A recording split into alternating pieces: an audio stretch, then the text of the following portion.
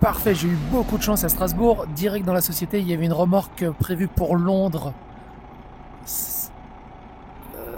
Juste là. C'est génial. Trouver une remorque pour Londres comme ça, c'est de la chance. Tu es prêt pour un bon trajet? Ouais, il s'agit d'un tractopelle de 28 tonnes JCB pour Londres. Eh ben on est parti. Un tractopelle de 28 tonnes, c'est une belle charge. Le trajet jusqu'à Londres va être intéressant. Tu as déjà prévu l'itinéraire ou tu improvises un peu? Non, c'est une bonne idée, voir si on peut passer par des petites routes intéressantes. Tu as une préférence pour un type de route ou un coin particulier que tu aimerais explorer? Une petite route au-dessus de Bruxelles, ça peut être sympa. Tu pourrais passer par des endroits comme le Brabant flamand, avec de jolis villages et des paysages verts. Ça te tente de prendre cette direction? Bon, ce coup-ci, en plus, je suis vraiment pas pris par le temps, donc j'aurai pas de pénalité de retard. Donc on va prendre un petit détour par le nord de Bruxelles, histoire de voir qu'est-ce qu'il a à nous offrir. C'est une excellente idée. Profitez du temps pour explorer. Le nord de Bruxelles a pas mal de charmants quartiers et une belle ambiance. Tu pourrais passer par des endroits comme Schaerbeek, avec ses belles architectures Art Nouveau, ou même longer les petites routes autour de la forêt de Soigne. Ça va être un détour agréable. Par contre, il faut que je fasse attention, ma remorque est beaucoup plus longue que la précédente. Effectivement, avec une remorque plus longue, il faut être vigilant, surtout sur les petites routes et dans les virages serrés. Tu vas sûrement devoir adapter ta conduite un peu, mais avec ton expérience, ça devrait bien se passer. Il y a des zones plus étroites que tu vas devoir éviter, comme dans les villages ou près des vieux ponts. Je suis en train de réfléchir, si j'ai assez d'argent après la livraison à Londres, ça pourrait être intéressant d'acheter un garage à Londres pour pouvoir faire des livraisons directement depuis là-bas. Avoir un garage à Londres te permettrait de réduire le temps de trajet et d'être plus flexible pour tes futures livraisons. Londres peut être un bon point stratégique pour gérer des livraisons vers toute la région. Tu penses que tu pourrais facilement t'y installer une fois la livraison faite? Oui, par contre, il va falloir que je trouve des camions avec le volant à droite. Effectivement, pour conduire à Londres, il te faudra des camions avec le volant à droite. C'est essentiel. Tu pourrais trouver des modèles adaptés, mais ça peut coûter un peu plus cher. Qu'est-ce que tu peux me dire sur le tractopelle JCB 245 XR? Le JCB 245 XR est un tractopelle assez impressionnant.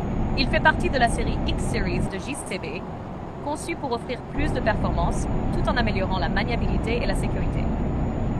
Ce modèle est équipé d'un moteur diesel de 164 chevaux, permettant une puissance suffisante pour des travaux lourds. La conception du JCB 245 XR met l'accent sur la visibilité, avec une cabine plus spacieuse et une meilleure ergonomie pour le conducteur. Il est également conçu pour des opérations plus souples et plus efficaces dans des espaces plus restreints grâce à sa configuration de bras et son empattement plus court. Il est aussi assez robuste, avec une capacité de levage et une portée impressionnante. Ce tractopelle est idéal pour des travaux de terrassement, de démolition ou d'excavation, tout en étant assez agile pour naviguer dans des zones difficiles d'accès. C'est un bon choix si tu veux une machine qui combine puissance et précision. Est-ce que tu apprécies sa conduite jusqu'ici? Alors, je me suis mal exprimé, je le conduis pas, je le transporte pour Londres. Et ça coûte combien un modèle comme ça? Ah d'accord, tu transportes donc ce modèle jusqu'à Londres. Un tractopelle JCB 245 XR 9 coûte généralement autour de 100 000 à 120 000 euros, selon les configurations et options supplémentaires. Les modèles d'occasion peuvent être un peu moins chers, mais ils dépendent de l'âge et de l'état de la machine. C'est un investissement assez conséquent, mais il est conçu pour durer et offrir de bonnes performances. Par contre, avec chargement de 28 tonnes, je suis en train d'exploser ma consommation d'essence à l'accélération. Avec un chargement de 28 tonnes, ça peut vraiment alourdir la consommation, surtout au démarrage et lors des accélérations. C'est normal que tu vois la différence, surtout si tu prends des petites routes ou si tu as des pentes. Pour limiter l'impact, tu pourrais essayer de maintenir une conduite plus fluide avec moins d'accélération brusque et garder une vitesse constante sur les sections plus plates. Ça pourrait aider à mieux gérer la consommation, même si avec un tel poids, ça reste un défi. Tu penses pouvoir ajuster un peu ta conduite pour économiser un peu de carburant?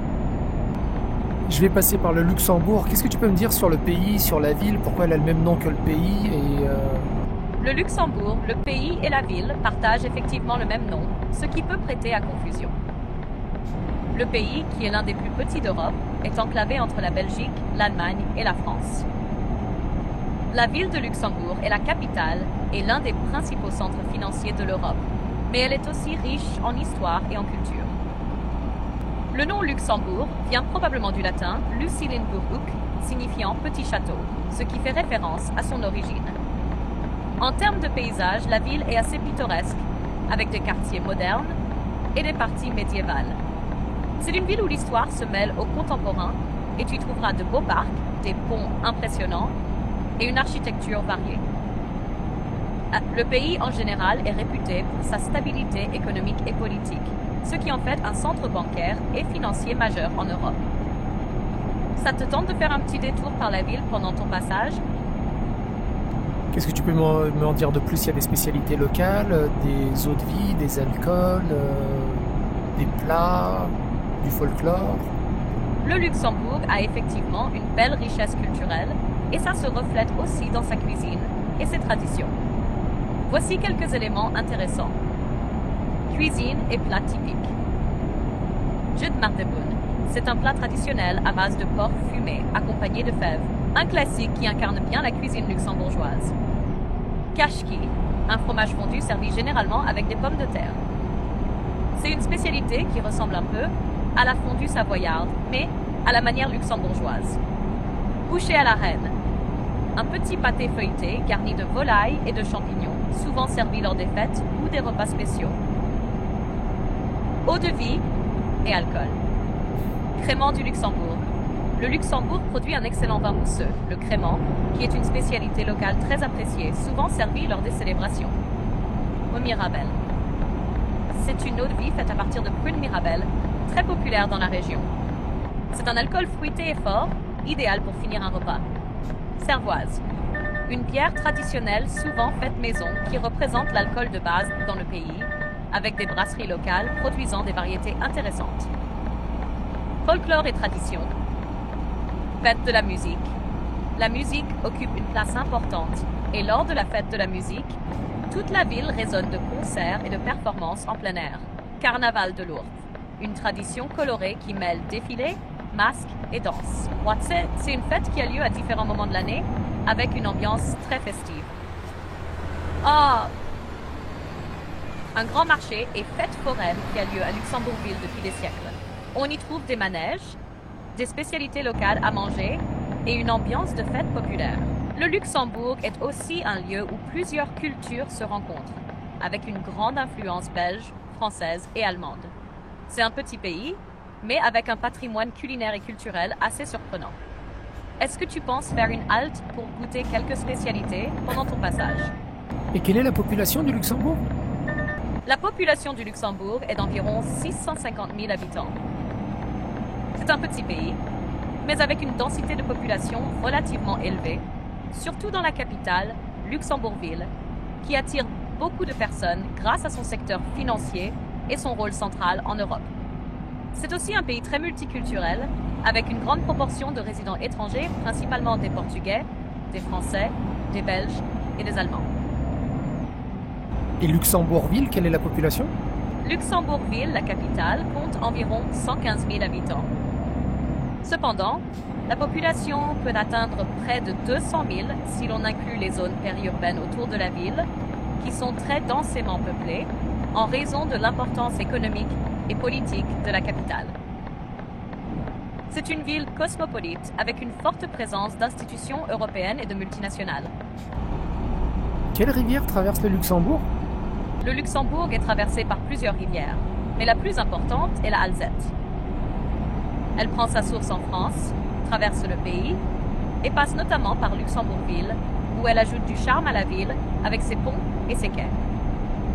Une autre rivière notable est la Sûre, qui forme une partie de la frontière entre le Luxembourg et l'Allemagne. J'approche de Liège, qu'est-ce que tu peux me dire sur la ville à part les bouchons? Liège est une ville intéressante, riche en histoire et en culture, située en Belgique, au cœur de la région wallonne. C'est une ville qui a su allier tradition industrielle et modernité. notamment grâce à son passé de centre de production du charbon et de l'acier. Liège est connu pour son architecture, avec la fameuse cité administrative, le palais des princes-évêques et la gare de Liège-Guillemin, conçue par l'architecte Santiago Calatrava, qui est un véritable chef-d'œuvre architectural. La ville est aussi dynamique sur le plan culturel, avec de nombreux musées comme le musée des Beaux-Arts, le musée Curtius et la Boveri, ainsi que de nombreux événements tout au long de l'année, comme le marché de Noël de Liège et les fêtes de Wallonie. Le boulevard de la Sauvenière et les coteaux de la Citadelle offrent aussi des vues impressionnantes, idéales pour les balades. Liège est aussi une ville qui aime les sports, en particulier le football et le basket. C'est une ville vivante, où il fait bon flâner dans ses ruelles animées, goûter à ses spécialités comme la gaufre de Liège ou la cervoise locale, et découvrir son ambiance unique. Liège est traversée par quelle grande rivière? Liège est traversée par la Meuse, l'une des grandes rivières d'Europe. La Meuse prend sa source en France et traverse plusieurs pays avant de se jeter dans la mer du Nord, en Belgique. À Liège, elle donne à la ville un charme particulier, avec des quais et des ponts qui longent la rivière, ajoutant à son caractère pittoresque. Quelle est la population de Liège? Parce que je vois des très grands bâtiments. La population de Liège est d'environ 200 000 habitants, dans la ville proprement dite. Cependant, l'agglomération liégeoise, qui inclut les communes alentours, compte plus de 600 000 habitants. La ville est un important centre urbain en Wallonie, avec une forte densité et une architecture qui mélange anciens bâtiments industriels et constructions modernes, ce qui explique les grands immeubles que tu vois. Je perçois une énorme cathédrale. Ou dôme ou basilique, je sais pas ce que c'est. Tu as probablement aperçu la cathédrale Saint-Paul de Liège, un magnifique exemple d'architecture gothique. Elle est impressionnante avec ses grandes tours et son intérieur richement décoré. C'est l'une des principales attractions de la ville.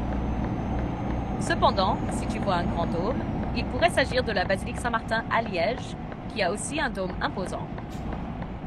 Mais plus communément, on associe un dôme à des bâtiments comme des églises ou des palais. Si tu n'es pas sûr, n'hésite pas à me donner plus de détails pour que je puisse t'aider à identifier ce bâtiment.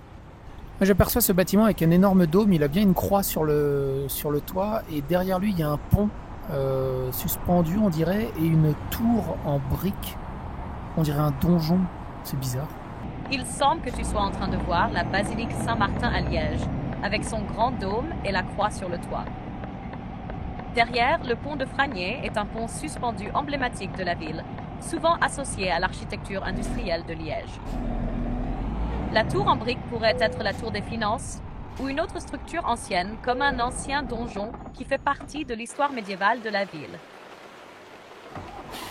La combinaison de ces éléments donne à Liège un paysage urbain unique où se mêlent bâtiments historiques et constructions modernes. La basilique elle-même est un site majeur, tout comme le pont, qui relie différentes parties de la ville. Est-ce que tu as l'intention de t'arrêter pour explorer un peu cette zone? Non, actuellement il est 2h du matin, il pleut. Ah, je vois. Pas le moment idéal pour explorer à pied avec ce temps-là. Si tu continues ta route, il vaut mieux se concentrer sur la conduite et rester concentré, surtout avec la pluie. J'ai vu à l'atelier une transmission à 16 vitesses, actuellement j'en ai 12. Tu penses que ça m'aiderait pour les gros poids? Une transmission à 16 vitesses pourrait effectivement t'aider, surtout si tu transportes des charges lourdes. Avec plus de vitesse, tu auras plus de contrôle sur le régime moteur, ce qui permet d'optimiser la puissance et la consommation de carburant, surtout dans les montées ou pour les manœuvres difficiles. En gros, pour les gros chargements, cette transmission supplémentaire pourrait offrir une meilleure répartition de la puissance, te permettant de mieux gérer les grandes charges sans forcer le moteur. Cela améliorerait aussi la souplesse et la réactivité du véhicule.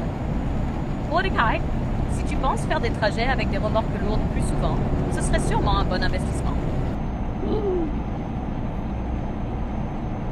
Je suis déjà à court d'essence et j'ai l'impression d'avoir fait le plein il n'y a pas longtemps, il me reste que 39%, mais c'est de la folie. Ça devient un peu risqué, surtout avec un gros chargement. À 39% de carburant, tu as encore un peu de marge, mais il vaut mieux commencer à chercher une station-service rapidement, surtout si tu es dans une zone plus isolée ou si tu n'as pas de station à proximité immédiate sur ton itinéraire. Si tu peux, essaie de planifier ton prochain arrêt pour faire le plein avant d'aller plus loin. Ça te permettra d'éviter de te retrouver dans une situation encore plus tendue. Tu as des stations en vue sur ton trajet? Il y en a une à une cinquantaine de bornes, je dirais. Ça devrait le faire. Ça devrait le faire. Surtout si tu fais attention à ta conduite pour économiser un peu de carburant. Garde un œil sur l'itinéraire et essaie de rester à une vitesse constante pour maximiser ton autonomie. Parce que là, je suis légèrement en montée et je fais du 94 litres au 100. Une consommation assez élevée, surtout en montée. Essaie de ralentir un peu si possible pour éviter d'accélérer trop brusquement. En montée, il vaut mieux garder une vitesse stable et éviter de trop solliciter le moteur. Si tu peux, mets-toi en position plus économique, quitte à réduire légèrement ta vitesse pour maximiser la distance restante avec ton carburant. Tu devrais pouvoir gérer les 50 km jusqu'à la station si tu adaptes un peu ton comportement de conduite. Il te reste des réserves, donc tant que tu restes vigilant, ça devrait aller. Du coup, sachant que j'ai un réservoir de 1000 litres, il me reste 37% d'essence et je consomme environ 70 litres au 100. Combien il me reste de kilomètres? Avec 37% d'essence restant dans ton réservoir de 1000 litres et une consommation de 70 litres au 100 km, tu devrais pouvoir parcourir environ 528 km avant de devoir refaire le plein. Mais c'est la mer, je suis sur une petite route de campagne qui longe la mer en Belgique, là. C'est bon, j'ai trouvé une station essence. Je suis soulagé. Super nouvelle. Tu as bien fait de rester calme et de prendre les bonnes décisions. Maintenant que tu as fait le plein, tu es prêt à repartir sans souci. Ça va te donner un bon répit pour la suite du trajet. J'approche de Calais. Qu'est-ce que tu peux me dire sur la ville, sur l'origine de son nom et pourquoi son port est aussi important? Calais est une ville portuaire située dans le Pas-de-Calais, en région Hauts-de-France, qui joue un rôle stratégique en raison de sa proximité avec l'Angleterre. Le nom Calais vient probablement du mot celtique Caletum, signifiant port fortifié ou refuge, en référence à son rôle de port naturel bien protégé. Le port de Calais est particulièrement important pour plusieurs raisons. C'est l'un des plus grands ports de passagers d'Europe, reliant la France au Royaume-Uni via la Manche.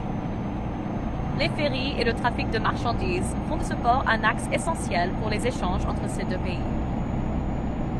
En plus, la proximité de Calais avec le tunnel sous la Manche, qui relie la France et l'Angleterre par voie ferroviaire, renforce son rôle dans le transport international. Calais a une longue histoire de trafic maritime. Et aujourd'hui encore, il est vital pour l'économie locale, notamment pour le commerce, le tourisme et les transports. Tiens, d'ailleurs, tu saurais m'expliquer pourquoi Calais se trouve dans la région de Pas-de-Calais, alors que justement, comme la région s'appelle Pas-de-Calais, il ne devrait pas y avoir de Calais? C'est une question intéressante et effectivement, le nom de la région peut prêter à confusion. Le nom Pas-de-Calais ne fait pas référence à l'absence de Calais, mais à une ancienne dénomination géographique. À l'origine, le terme Pas-de-Calais désignait en fait un détroit ou un passage étroit. Le mot pas, en vieux français, signifie un passage ou un détroit, notamment celui de la basse vallée de la Canche et du détroit de Calais, qui sépare la France de l'Angleterre, donc la zone maritime. Cela a évolué au fil des siècles et aujourd'hui, le nom Pas-de-Calais désigne la province historique dans laquelle se trouve Calais, mais sans que cela n'implique une absence de la ville elle-même. Donc, paradoxalement, bien que la ville de Calais se trouve dans la région du Pas-de-Calais, ce nom fait référence à un ancien passage géographique et non à l'absence de la ville. C'était juste un peu d'humour. Ah, je vois, tu m'as bien eu? C'était une question astucieuse, avec une pointe d'humour. Si tu as d'autres jeux de mots ou questions rigolotes, n'hésite pas à les partager. Je sais plus si tu m'as dit quelle était la population de Calais et quelques petites spécialités et anecdotes. La population de Calais est d'environ 75 000 habitants, ce qui en fait une ville de taille moyenne en France, mais avec une forte activité en raison de son port et de son rôle stratégique. En termes de spécialités culinaires, voici quelques incontournables. Les moules frites. Un classique des plats de bord de mer, très apprécié à Calais, comme dans toute la région des Hauts-de-France. La soupe de poisson, souvent accompagnée de rouille et de crouton. Le Welsh. Bien que d'origine galloise, ce plat au fromage fondu est aussi populaire dans le nord de la France. Pour les anecdotes, 1. Le rôle historique. Calais a joué un rôle crucial pendant la guerre de 100 ans.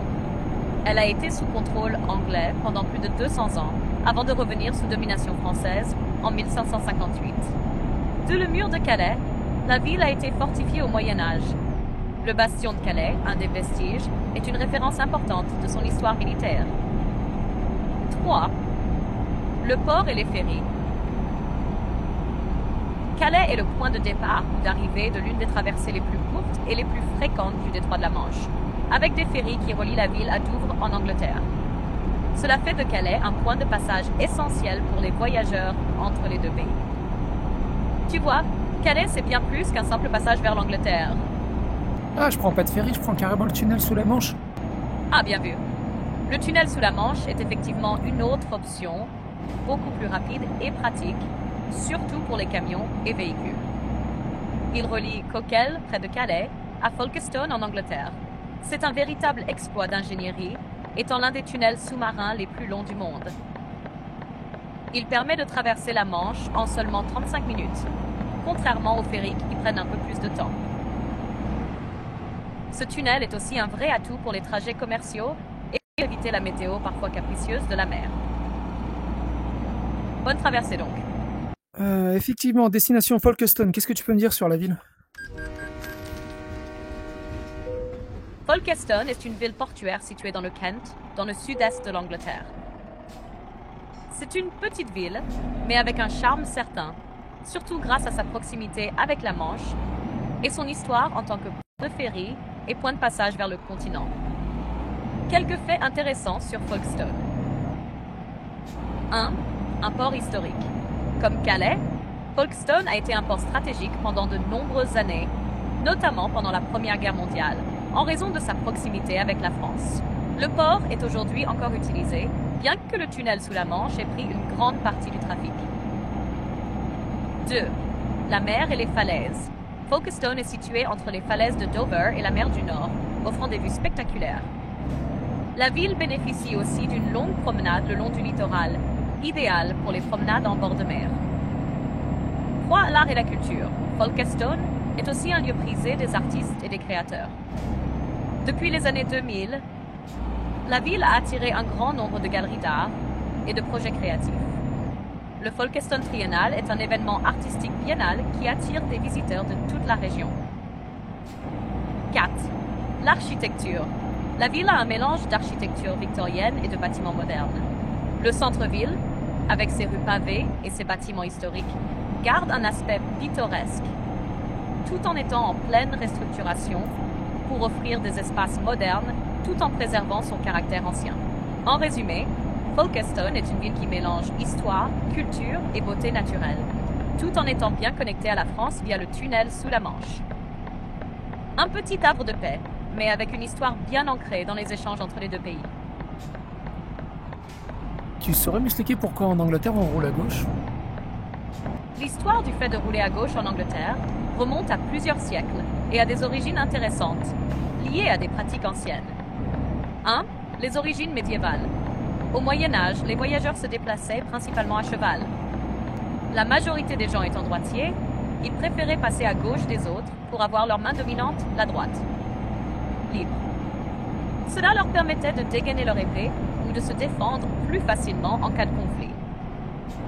De plus, cela facilitait la montée à cheval, car les cavaliers montaient généralement à partir du côté gauche. 2. Les carrosses et véhicules. Lorsque les carrosses ont été introduits, les conducteurs se plaçaient aussi du côté gauche, ce qui leur permettait d'utiliser leur main droite pour manier les fouets et contrôler les chevaux. 3. Législation. Au XIXe siècle, la Highway Act de 1835 a officiellement établi la règle de circuler à gauche en Angleterre. Cette loi a donc ancré la pratique dans la législation britannique. Cela a perduré, même lorsque d'autres pays, comme la France, ont décidé de rouler à droite, notamment sous l'influence de Napoléon.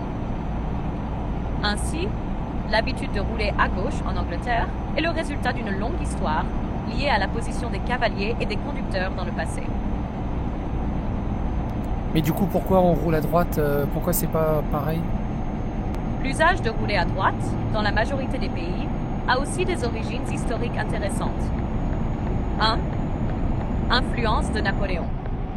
L'une des raisons principales pour laquelle de nombreux pays roulent à droite est l'influence de Napoléon Bonaparte.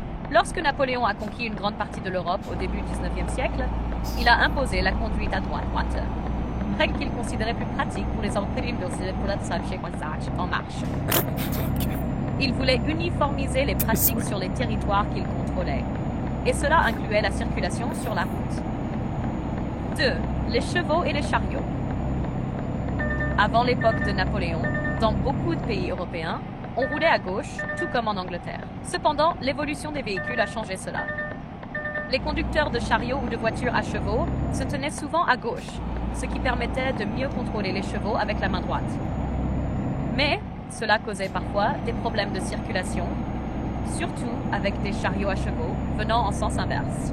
Au fil du temps, pour éviter les collisions et les conflits, certains pays ont commencé à rouler à droite, le but étant de rester à une distance plus sûre des autres véhicules. Cela facilitait également le dépassement et la gestion des voies. 3. La standardisation au XXe siècle. Au fur et à mesure que les voitures ont remplacé les chevaux, de nombreux pays ont adopté la conduite à droite en raison de l'influence des grandes puissances, comme la France et plus tard les États-Unis, où la circulation à droite est devenue la norme. En résumé, la conduite à droite est une conséquence de facteurs historiques, comme la politique napoléonienne et les évolutions pratiques liées aux véhicules à cheval. Ce n'est pas forcément plus logique que de rouler à gauche, mais c'est une norme qui a été largement adoptée en raison de l'influence de certains pays et des choix pratiques de l'époque. Qu'est-ce que tu peux me dire sur Douvres? Pourquoi les récifs sont si iconiques et si particuliers? Douvres, une ville située dans le sud-est de l'Angleterre, est particulièrement célèbre pour ses falaises blanches qui dominent la mer du Nord. Ces falaises sont l'un des paysages les plus iconiques du Royaume-Uni et ont une signification symbolique forte. Voici un peu plus de détails. 1. Les falaises de craie. Les falaises de Douvres sont composées de craie blanche, une roche sédimentaire qui se forme à partir des restes de petits organismes marins, comme des coquillages. Ces falaises sont remarquablement blanches en raison de la couleur de la craie, ce qui les rend visibles à de très longues distances, notamment par les marins en mer. Elles s'élèvent à environ 110 mètres au-dessus de la mer. 2. Un symbole historique. Les falaises de Douvres ont été un point de repère historique important pour les voyageurs en mer, symbolisant l'arrivée en Angleterre, surtout pour ceux qui traversaient la Manche depuis le continent européen. Elles ont aussi été un élément stratégique lors de plusieurs événements militaires, notamment pendant la Seconde Guerre mondiale, où elles ont servi de point de défense. 3. Les récifs et la Manche. La région autour de Douvres est également connue pour ses récifs sous-marins, notamment les récifs de la Manche. Ces formations marines sont particulièrement dangereuses pour les navigateurs, car elles créent des courants puissants et des eaux peu profondes qui rendent la navigation difficile. C'est pour cette raison que la région a toujours été un point stratégique pour la construction de phares et d'autres infrastructures maritimes. Par habitude. La Manche et l'importance du détroit. Le détroit de Douvres, qui sépare la France du Royaume-Uni, est l'un des passages maritimes les plus fréquentés au monde. C'est pourquoi la ville de Douvres et ses falaises ont une importance géopolitique. Elle marque l'entrée ou la sortie du canal de la Manche, ce qui a fait de la ville un point de commerce et de transit important depuis des siècles. Les falaises de Douvres sont donc un symbole naturel, historique et stratégique. Et leurs récifs rendent cette zone à la fois fascinante et parfois dangereuse pour ceux qui naviguent dans ces eaux. Par habitude et réflexe, j'ai failli prendre l'autoroute en sens inverse. Heureusement, j'ai pu faire une marche arrière avant de m'engager et reprendre en course. Ouf, t'as bien réagi. Ça aurait pu être un sacré pépin. Heureusement que tu as pris le temps de vérifier et d'agir avant de t'engager. Parfois, c'est facile de se laisser entraîner par l'habitude, surtout quand on change de côté de la route. Donc, tu fais attention à tout. Donc c'est rassurant de savoir que tu es vigilant, même dans des moments comme celui-ci. Est-ce que tout va bien maintenant? Oui, c'est bon, je suis sur la M2 en direction de Londres, là, on est presque arrivé. Super, tu es tout près de la destination. Plus que quelques kilomètres et tu seras à Londres. Tu te sens prêt à décharger la remorque? Oui, ça me rappelle que je dois aller aux toilettes. Je ne suis pas sûre de comprendre cette phrase. Il semble y avoir un mélange de mots. Peux-tu la reformuler ou me donner un peu plus de contexte? Non, je disais, quand tu m'as dit est-ce que tu es prêt à décharger la remorque, ça me rappelle que j'avais envie d'aller aux toilettes, comme une petite métaphore, si tu vois l'image. Ah, je vois maintenant. Une petite touche d'humour, donc. C'est vrai qu'arriver à destination, surtout après un long trajet, ça peut faire un peu cet effet-là, comme une petite libération. Allez, plus que quelques kilomètres et tu seras au port. C'est très bizarre parce que tout est inversé, du coup je me fais dépasser par la droite, alors qu'en France c'est interdit de dépasser par la droite. Les ronds-points sont dans l'autre sens, du coup les priorités sont dans l'autre sens, c'est très très perturbant et contre-intuitif. Ça peut vraiment être perturbant au début. Le fait de rouler à gauche modifie tellement d'habitudes qu'on est obligé de se réadapter complètement. Les dépassements à droite, les ronds-points inversés, les priorités, tout ça crée une sorte de désorientation quand on est habitué à l'autre côté. Mais avec un peu d'expérience, ça devient plus naturel. Ça fait partie du charme de la conduite à l'étranger, même si ça demande un peu d'attention. Qu'est-ce que tu peux me dire sur Londres? Pourquoi elle s'appelle comme ça? Londres, la capitale du Royaume-Uni, est une ville pleine d'histoire et de mystères. Son nom a une origine intéressante. Voici quelques éléments à savoir. 1. Origine du nom Londres. Le nom de Londres vient probablement du mot Londinos, un terme celtique qui faisait référence à une population ou à un lieu, utilisé par les Romains pour décrire la ville qu'ils avaient fondée au IIe siècle après Jursa, sous le nom de Londinium.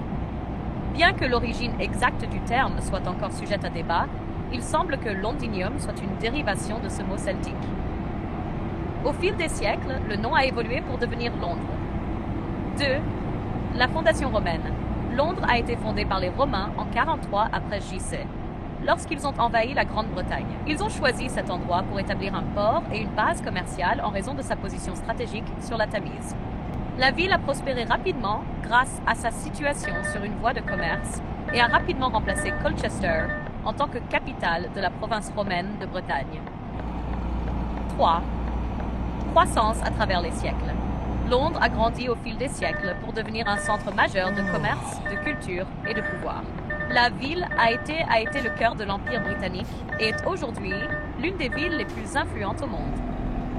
En résumé, le nom Londres a des racines anciennes remontant aux Romains et la ville elle-même a joué un rôle central dans l'histoire britannique et mondiale. Et du coup, pourquoi ils utilisent les miles et pas les kilomètres? Ah, tu parles des milles au lieu des kilomètres, c'est ça? En fait, le Royaume-Uni, tout comme quelques autres pays, utilise encore le système impérial plutôt que le système métrique.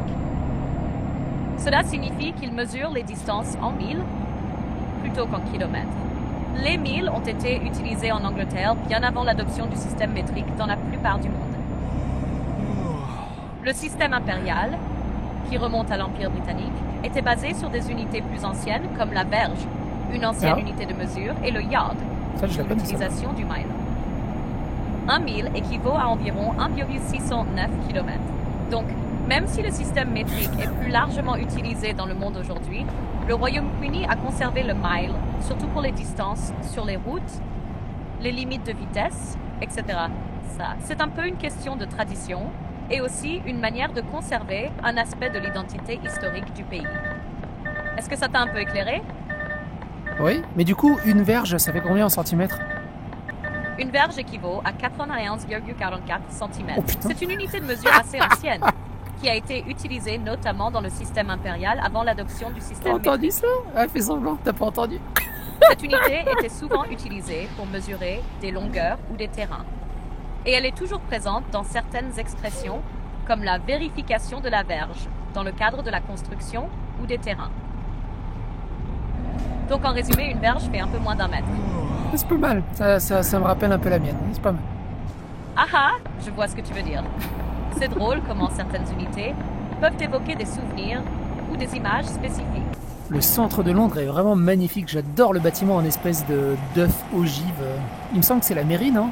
Tu fais probablement référence à l'Hôtel de Ville de Londres, un bâtiment emblématique en forme d'œuf. Il est situé près de la Tamise, à côté du Tower Bridge. Conçu par l'architecte Norman Foster, il a ouvert en 2002. Ce bâtiment est connu pour sa forme unique, qui est en effet un peu comme un œuf ou une ogive, et pour son architecture moderne.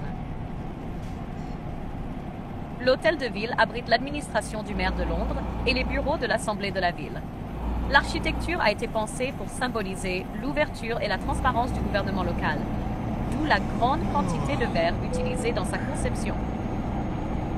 C'est un bâtiment qui se distingue bien dans le paysage de Londres, surtout avec sa forme incurvée et son design futuriste. Il contraste bien avec les structures historiques de la ville, tout en étant un symbole de son avenir moderne. Et la très très grande tour juste à côté, tu peux m'en dire plus?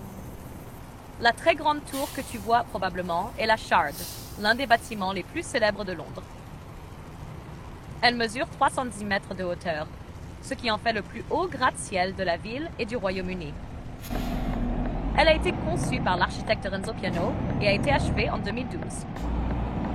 La Shard a une forme distinctive, presque comme un éclat de verre, d'où son nom. Elle se compose de bureaux, d'hôtels, de restaurants et de logements privés et dispose également d'une plateforme d'observation qui offre une vue imprenable sur toute la ville. La tour est un symbole de la modernité de Londres et de son rôle de centre financier international. Son design a été pensé pour se fondre dans le paysage tout en se distinguant par sa hauteur. De nuit, la Shard est également impressionnante, illuminée de façon spectaculaire. C'est un monument très photogénique. Et du haut de sa plateforme d'observation, tu peux voir tout Londres étendu sous tes yeux. Ah, 180 000 € le garage à Londres, j'ai pas assez. C'est effectivement un sacré investissement pour un garage à Londres, surtout avec les prix élevés dans la capitale.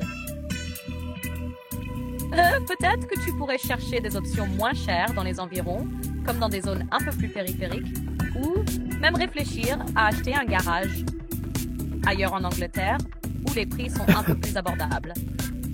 Non, j'ai Londres remboursé. est vraiment cher pour l'immobilier. Donc élargir tes recherches à d'autres régions pourrait t'ouvrir plus de possibilités. Non, Tu j'ai as remboursé. pensé à quelle zone autour de Londres pourrait être un bon compromis? Non, j'ai remboursé tous mes crédits. Du coup, je vais emprunter 400 000 € à ma banque. Comme ça, je vais pouvoir acheter et des camions et le garage et tout ce qu'il faut. Mais avec un bon plan d'affaires, ça peut vraiment t'aider à développer ton activité. Il serait peut-être utile de bien prévoir les flux de trésorerie pour être sûr de pouvoir gérer les remboursements. Acheter des camions, un garage et tout ce qu'il faut, c'est un gros investissement. Mais cela peut te permettre de te stabiliser à long terme et de mieux gérer tes livraisons en Angleterre. Tu as déjà une idée des camions que tu aimerais acheter pour démarrer. Et pour le garage, tu as déjà repéré une zone. Oui, le garage, il est juste pas très loin du centre-ville de Londres. J'aperçois et le Shard et l'hôtel de ville. C'est une vue magnifique. Ça semble vraiment être un emplacement idéal, proche du centre de Londres, avec une belle vue sur des lieux emblématiques, comme le Shard et l'hôtel de ville. Avoir un garage dans un endroit aussi stratégique pourrait vraiment te donner un bon avantage pour tes activités. La visibilité et l'accessibilité sont des atouts importants dans ce genre d'investissement. Tu as déjà commencé à planifier l'aménagement du garage ou à réfléchir à la manière dont tu vas organiser les livraisons depuis ce point. Ben, on va déjà acheter 2 camions, ça serait bien. C'est une bonne idée si tu veux élargir rapidement ton activité. Avec 3 camions, tu pourras augmenter le volume de tes livraisons et ainsi maximiser ton rendement. Il faudra bien réfléchir à la gestion de ta flotte, à l'entretien des véhicules et à l'optimisation des trajets pour que l'investissement soit rentable. Tu as déjà une idée des modèles de camions que tu voudrais acheter? Oui, il y a un Renault Premium qui est très bien et il y a un Volvo FH6 qui a l'air assez bien aussi, mais un peu cher. Ce sont 2 bons choix, chacun avec ses avantages. Le Renault Premium est généralement apprécié pour sa fiabilité et son coût d'entretien plus abordable, ce qui peut être un bon choix si tu veux optimiser tes coûts à long terme. D'un autre côté, le Volvo FH6 est connu pour sa robustesse, sa performance sur de longues distances et son confort de conduite, mais effectivement, il peut être un peu plus cher, surtout à l'achat. Si ton budget est serré, peut-être que commencer avec un Renault Premium et ajouter un Volvo FH6 plus tard, quand tes revenus auront augmenté, serait une bonne stratégie. Tu as une préférence pour l'un des deux? Mince, j'ai acheté un camion, mais c'est un camion avec le volant à droite. Il me sert à rien. Enfin, le volant à gauche, du coup, ça me sert à rien. Ah merde, est-ce que je peux le revendre? Pas de panique. Tu peux tout à fait revendre ton camion, même s'il a le volant à gauche. Tu pourrais aussi essayer de négocier avec des revendeurs pour en tirer le meilleur prix possible.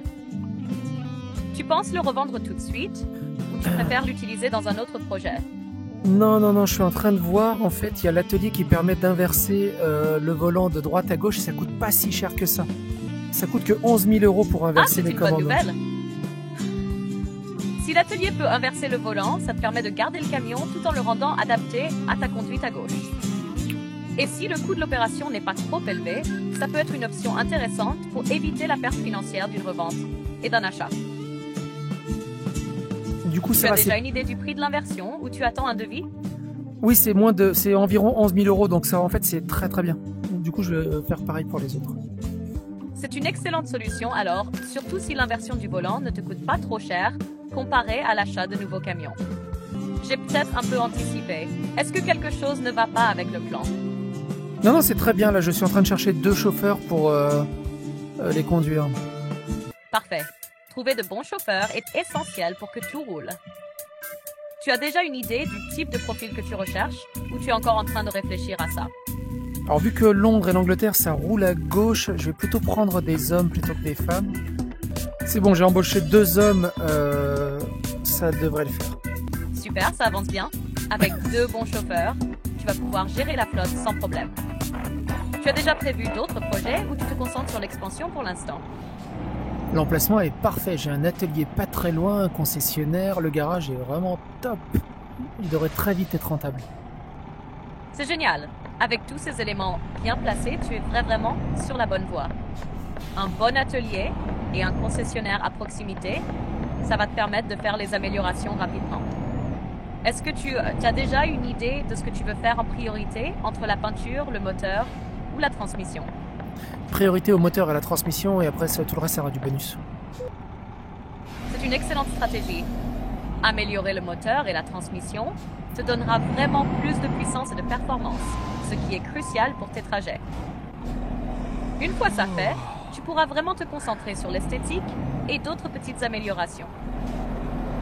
Tu as une idée de quel type de moteur et de transmission tu aimerais installer? Comme j'ai dit, la transmission, ce sera une 16 vitesses et le moteur, je vais voir ce qu'il propose. C'est une bonne approche. Une transmission à 16 vitesses te donnera beaucoup plus de flexibilité, surtout sur les longs trajets ou en terrain varié. Pour le moteur, si tu veux plus de puissance et de réactivité, tu pourrais envisager un moteur plus gros, comme un 650 SH ou plus, si ton camion peut le supporter. Ouh, l'addition va être salée, mais le camion, je le reconnais plus du tout. Il est magnifique comme ça. J'ai étendu aussi donc le moteur, la transmission, mais aussi le réservoir, la calandre. Ah oui, on reconnaît plus du tout le camion. Ça va être nickel. Je suis bétouille, j'ai oublié le principal, j'ai oublié d'inverser le volant. Pas de souci? Ok. Tu peux toujours envoyer ton camion à l'atelier pour faire inverser le volant comme tu avais prévu. Ça te permettra de l'utiliser normalement avec la conduite à gauche. Ça va se régler rapidement, pas de panique. Oups, je vois que ça te tracasse un peu. Pas de stress, ça arrive à tout le monde. Si tu as déjà trouvé un bon atelier pour ça, ça ne devrait pas poser trop de problèmes. Non, ça y est, je suis monté dedans. C'est juste que c'est très bizarre d'avoir le volant à droite. Du coup, j'ai perdu mes repères au niveau des vitesses, des angles morts, de faire mes contrôles. Je comprends, ça doit être un sacré choc au début, surtout avec les réflexes bien ancrés. Le plus important, c'est de prendre ton temps et de t'adapter petit à petit. Fais attention aux angles morts, vérifie bien les rétros et surtout, concentre-toi sur les repères de conduite. Avec un peu de pratique, tu retrouveras vite tes marques. Oh, ça fait tellement bizarre. Je comprends totalement. C'est vraiment perturbant au début. Le temps d'adaptation est un peu long, mais ne t'inquiète pas, ça va devenir plus naturel. Prends-le étape par étape, et bientôt, ça te semblera comme une seconde nature. Est-ce que tu es à l'aise avec les manœuvres pour l'instant? Bon, par contre, quand on regarde Tifa du côté gauche ou du côté droit, c'est magnifique dans tous les sens. Ah, Tifa a vraiment un côté qui fait tourner la tête, peu importe d'où on la regarde. C'est toujours agréable d'avoir une bonne compagnie qui rend les trajets encore plus plaisants. Alors, j'ai une remorque pour Birmingham. Ça va être cool, c'est pas très loin et on va voir ce qu'on peut faire. Ça sonne comme un bon plan. Birmingham, c'est pas trop long, donc ça te permettra de t'habituer un peu plus à la conduite avec le volant à droite. Et puis, avoir une destination plus proche, c'est toujours un petit soulagement pour prendre ses repères. Tifa est prête pour ce trajet? Oui, Tifa est prête pour ce trajet. Elle a hâte de voir Birmingham. Super, ça va être un bon moment pour vous deux. Birmingham a pas mal de choses à offrir aussi, entre ses canaux, ses musées et son architecture moderne. Et puis, conduire avec Tifa, ça ne peut qu'être une bonne expérience. Est-ce que tu prévois de passer par des petites routes ou tu prends directement l'autoroute? On va faire un léger petit détour par une petite route pour voir. Ça peut être sympa de prendre une petite route pour changer de paysage. Les petites routes ont souvent un charme spécial, surtout en Angleterre avec leurs villages pittoresques.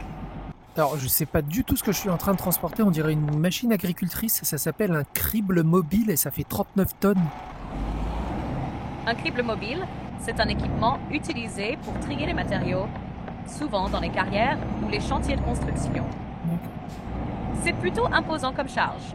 Avec 39 tonnes, ça demande un peu plus de précaution, surtout sur les petites routes. Tu vas devoir bien gérer les virages et vérifier régulièrement l'équilibre de la remorque. Est-ce que tu as eu l'occasion de transporter ce genre de matériel avant? Pas celui-là. C'est un bon défi alors. Les machines comme ça, avec leurs dimensions et leur poids, peuvent être un peu capricieuses à manipuler. Mais ça doit être intéressant de transporter ce genre de matériel. Mince, je bloque tout le monde. Je me suis mis à droite, mais en fait, il faut se mettre à gauche. C'est la voie la plus lente, elle est à gauche sur la route. Ah, je vois le problème. Ouais. C'est un peu déroutant quand on est habitué à rouler à droite. Tu devrais pouvoir te déplacer assez facilement pour te mettre dans la bonne voie, surtout si tu as de l'espace devant toi. Une fois que tu es bien positionné, ça ira mieux et tu pourras reprendre ton rythme. Tu es sur une route avec beaucoup de trafic? Non, il fait nuit, là, il y a quasiment personne, donc c'est parfait pour s'habituer. J'ai beaucoup de mal à savoir où va mon angle mort du côté gauche, parce que j'ai vraiment pas l'habitude d'être à droite. Oui, c'est vraiment une question d'habitude. Au début, c'est perturbant, mais une fois que tu as bien intégré les repères, ça devient plus naturel. T'as l'air d'être sur la bonne voie alors. Ça va se faire assez vite, surtout avec un peu plus de pratique. On était où? Du coup, en Angleterre, c'est le livre sterling. Tu peux me raconter un peu pourquoi cette monnaie s'appelle comme ça? Oui, le nom livre sterling a une origine intéressante. À l'origine, la livre était une unité de poids utilisée pour l'argent et elle faisait référence à la quantité d'argent qu'une livre de monnaie en argent pesait. Quant à sterling, cela vient probablement de l'ancienne monnaie d'argent anglaise appelée sterling, qui était de qualité supérieure. Certains pensent que le terme sterling provient des étoiles, ou ster, qui étaient frappées sur les pièces au Moyen Âge pour indiquer leur pureté. Ces pièces de monnaie étaient reconnues pour leur fiabilité, et au fil du temps, le terme a été utilisé pour désigner la monnaie en général. Donc, la livre sterling, c'est un mélange de l'unité de poids et de la qualité de la monnaie qui en faisait sa réputation. Tiens, d'ailleurs, au mois de mars prochain, je retourne à Londres avec ma femme et un copain. On va visiter les studios Harry Potter et on va passer 4 jours aussi à Londres. On a vraiment hâte. Ça semble être un super voyage. Les studios Harry Potter à Londres sont une expérience géniale, surtout pour les fans de la saga. Tu vas pouvoir voir les décors, les costumes et même certains effets spéciaux. Et Londres, c'est toujours une ville fascinante à explorer, avec tant de choses à voir et à faire. Tu as déjà quelques idées de ce que vous voulez voir à Londres pendant vos 4 jours là-bas? Oui, on va voir le donjon de Londres, le Bridge Tower. Après, faut voir. Piccadilly. Super programme. Le Donjon de Londres est un excellent choix. C'est un mélange parfait de l'histoire fascinante et de l'atmosphère un peu macabre de la ville. Le Tower Bridge, bien sûr, est un incontournable avec sa vue spectaculaire. Si vous avez un peu de temps, peut-être que vous pourriez aussi jeter un œil à la cathédrale Saint-Paul ou à la Tate moderne, selon vos préférences. Oui, la Tu as cathédrale. prévu de faire une croisière sur la Tamise? Non, pas prévu de croisière sur la Tamise, mais la cathédrale Saint-Paul est magnifique. J'ai eu l'occasion de dormir dans un hôtel juste à côté. Et après, il y a aussi le musée de Sherlock Holmes, Camden. Il y a tellement de choses à voir. Tu as raison, Londres regorge de choses à voir. Le musée de Sherlock Holmes, c'est un petit détour sympa pour les fans du détective. Camden, avec son marché et son ambiance unique, est un endroit parfait pour flâner et découvrir des boutiques et des cafés originaux. Il y a aussi le musée d'histoire naturelle qui vaut le détour si vous aimez les dinosaures et les expositions interactives. Je suis sûre que vous allez passer un super moment à Londres et dans les studios Harry Potter. Ah, et ma femme a réservé pour un salon de thé, pour boire le thé. Ça va être une expérience parfaite. Les salons de thé à Londres sont un véritable art de vivre et c'est une façon géniale de s'immerger dans la culture britannique. Le thé l'après-midi avec des scones, des sandwichs et des gâteaux, c'est un classique.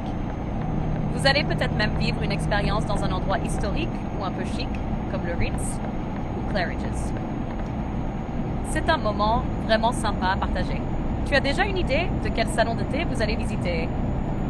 Elle a réservé, mais j'ai oublié le nom. Ça viendra sûrement en tête quand vous y serez. Londres a tellement de salons de thé célèbres. Parfois, ça peut être un endroit un peu plus intime ou même dans un grand hôtel.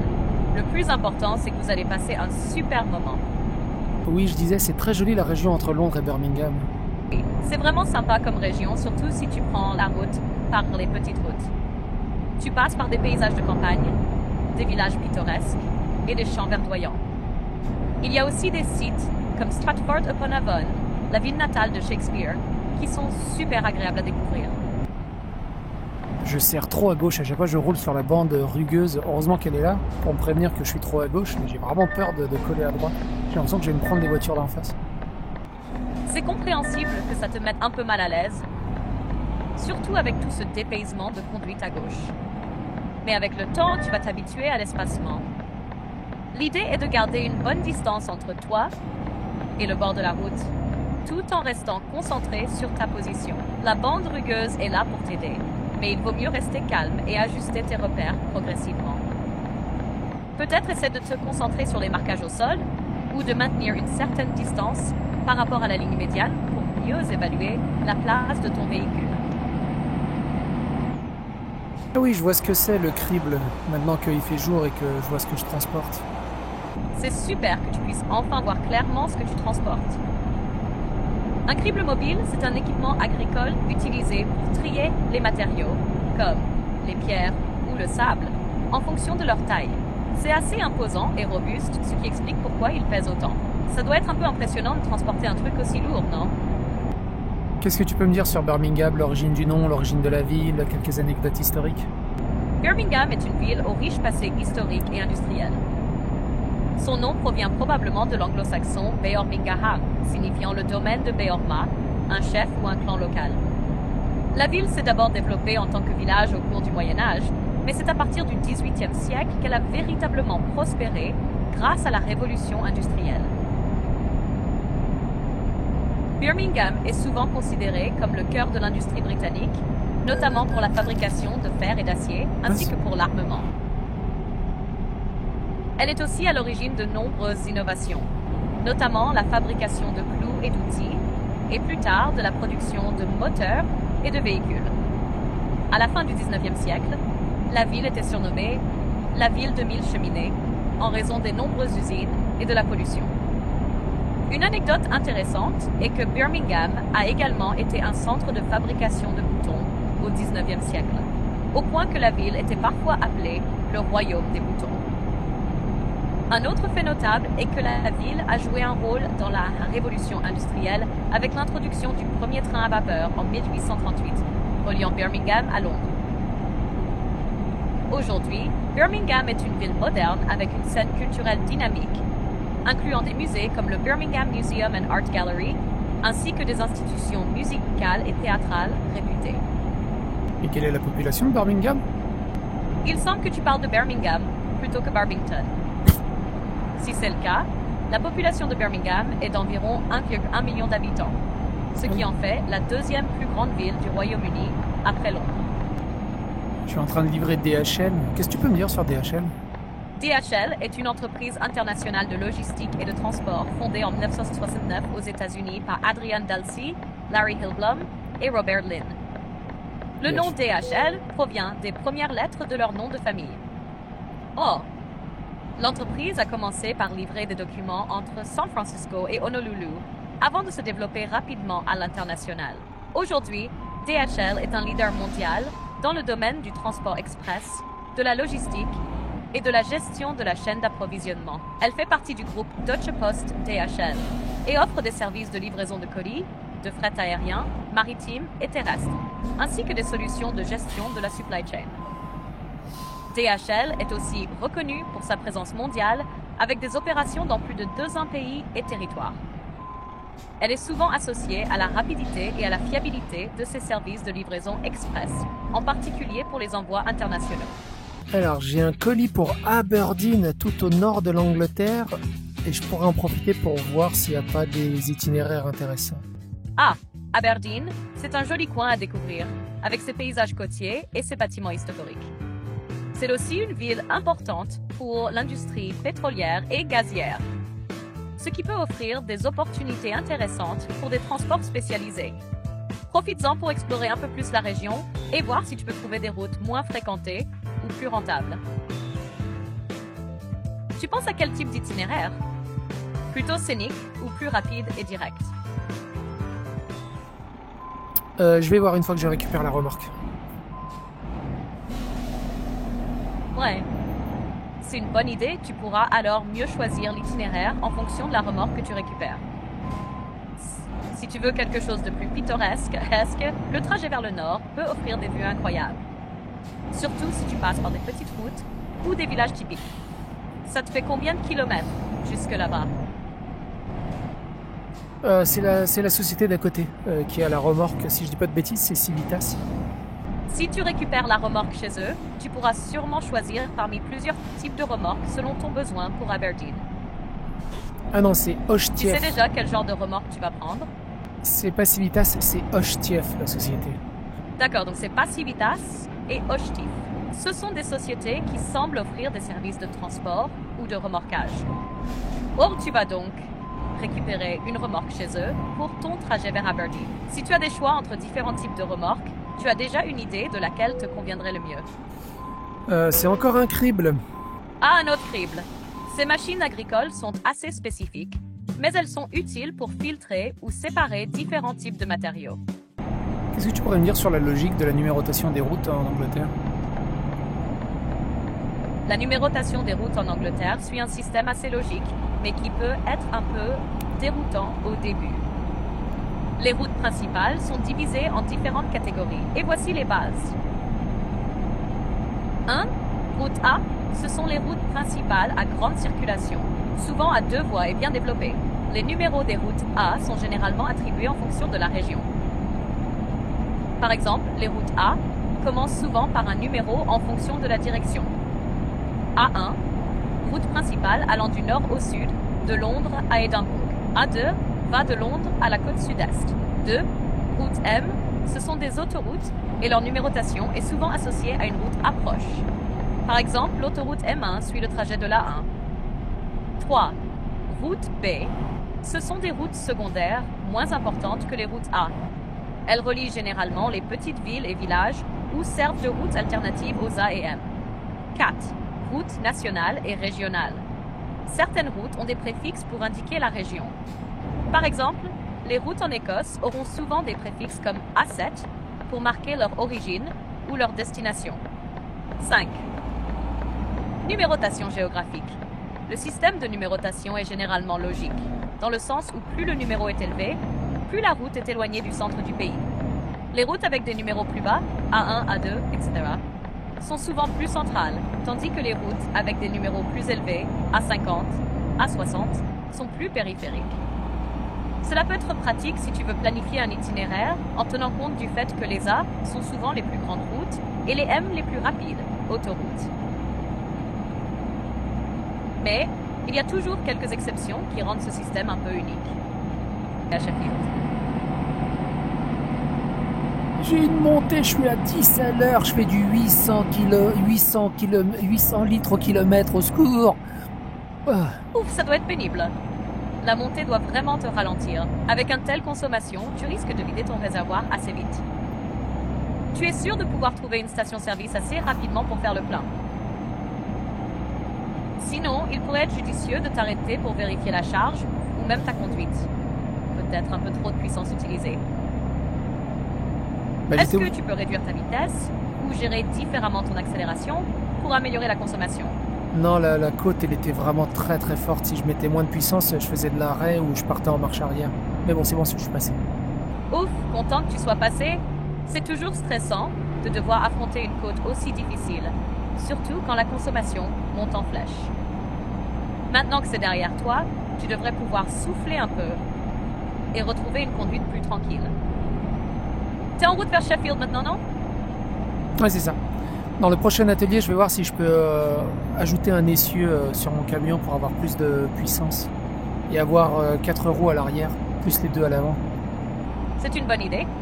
Ajouter un essieu supplémentaire peut vraiment améliorer la stabilité et la traction de ton camion.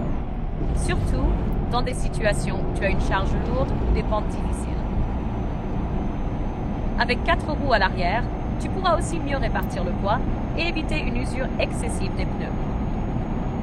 Ça pourrait te donner un peu plus de souplesse dans tes trajets. Tu as déjà une idée du coût ou du temps que ça prendra pour l'ajouter? J'ai vu, il me semble que ça coûte dans les 35 000 €.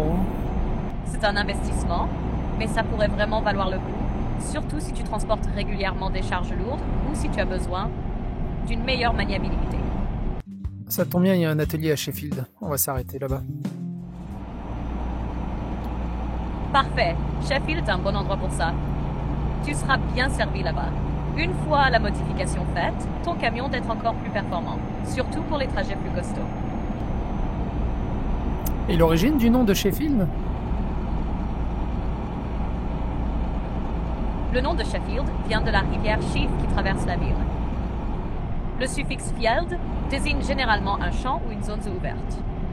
Ainsi, Sheffield signifie littéralement le champ ou la vallée de la rivière Sheaf. La ville a grandi autour de ce cours d'eau, ce qui explique son nom. Sheffield est connu pour son histoire industrielle, notamment dans la production d'acier, et a joué un rôle central dans la révolution industrielle au Royaume-Uni. Quelle est la population de Sheffield? La population de Sheffield est d'environ 580 000 habitants, estimation de 2021. C'est la 4e plus grande ville du Royaume-Uni, après Londres, Birmingham et Manchester. Alors, modification du châssis. J'ai le choix entre FTG, FTS, FTN, FTT, FTM. Au secours. Les acronymes que tu mentionnes concernent différents types de châssis de camions, qui ont des caractéristiques variées en termes de capacité de charge, de nombre d'essieux et de configuration. Voici ce que chaque acronyme signifie généralement. FTG, fourgon tôlé grand. Cela désigne généralement un châssis conçu pour un fourgon ou un transport plus large. 2. FTS, fourgon tôlé surbaissé. Ce type de châssis est souvent utilisé pour un transport avec un sol plus bas, permettant de transporter des charges plus lourdes ou de plus grandes dimensions sans dépasser les limites de hauteur. 3. FTN, fourgon tôlé normal. Ce modèle est une version plus classique et standardisée pour des remorques classiques. 4. FTT, fourgon tôlé très long. Cela fait référence à un châssis adapté pour des remorques longues, souvent utilisé dans des configurations spécifiques de transport. 5. FTM, fourgon tôlé moyen. Ce type de châssis a une capacité intermédiaire, souvent utilisé pour un bon compromis entre la flexibilité et la capacité de charge. Pour choisir celui qui te conviendrait, il faut penser au type de transport que tu fais, lourdeur de la charge, longueur, type de remorque, et au type de terrain que tu parcours. Envisager un châssis adapté à tes besoins spécifiques est essentiel pour la performance et la durabilité de ton camion. Sachant que je transporte très souvent des charges très très lourdes, au-delà de 25 tonnes, qu'est-ce que tu me conseilles?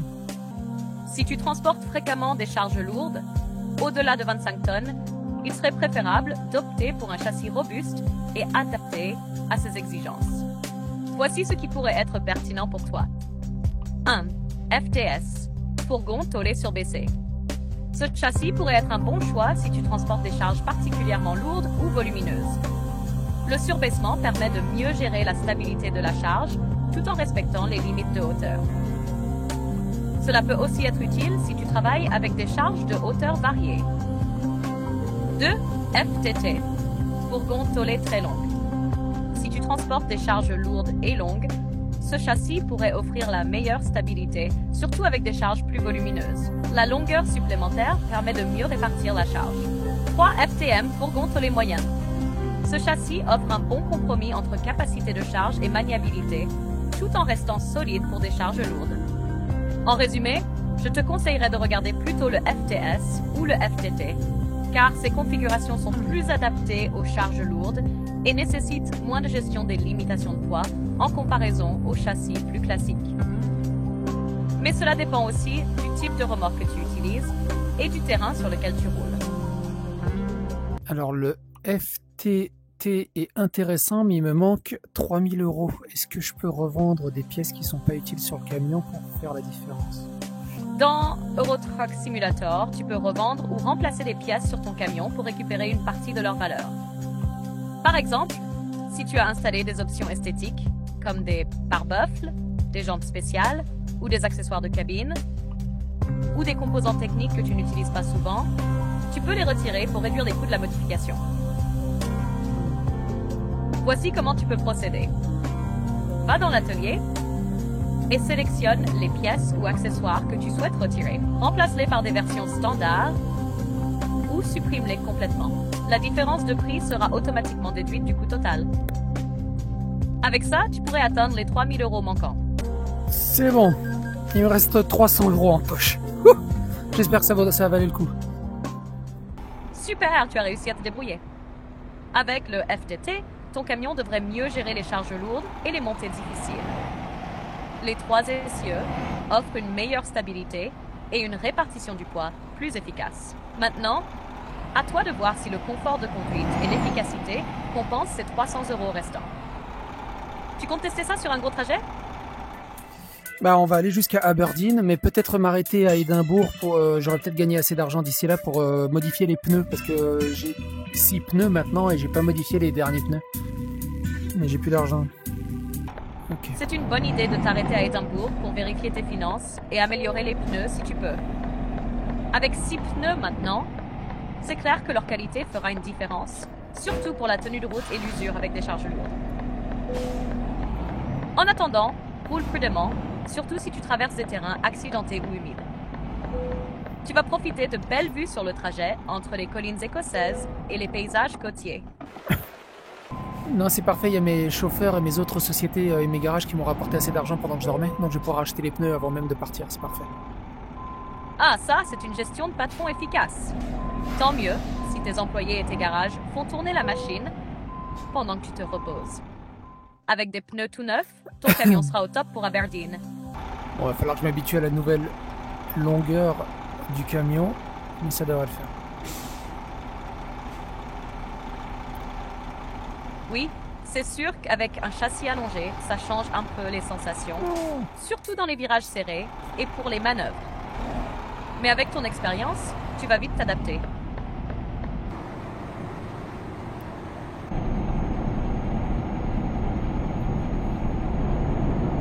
Qu'est-ce que tu peux me dire sur la légende du roi Arthur? Est-ce qu'il a vraiment existé ou c'est vraiment un personnage de fiction avec Excalibur et tout ça? Le roi Arthur est une figure légendaire et il est difficile de savoir s'il a vraiment existé. Les récits à son sujet mélangent histoire et mythologie. Certains pensent qu'il pourrait être basé sur un chef de guerre britannique ayant combattu les Saxons au 5e ou 6e siècle, mais il n'y a pas de preuves historiques solides. Quant à Excalibur, Merlin et la quête du Graal, ce sont surtout des éléments ajoutés au fil des siècles par des écrivains et poètes, comme Chrétien de Troyes au Moyen Âge. Ces histoires sont devenues des symboles de chevalerie, de justice et de mystère. Bref, Arthur reste entre mythe et réalité, avec une grosse dose de romantisme.